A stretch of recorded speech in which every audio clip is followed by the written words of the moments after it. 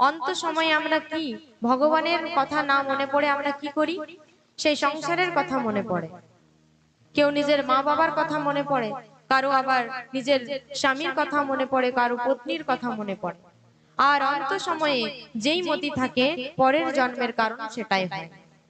অন্ত সময়ে যদি আমাদের মন এই সংসারের বস্তুর মধ্যে লেগে থাকে, তাহলে এই সংসারের সেই বস্তু হিসেবেই আমাকে আসতে হয়, সেই প্রাণীর রূপেই আমাদের জন্মগ্রহণ হয়।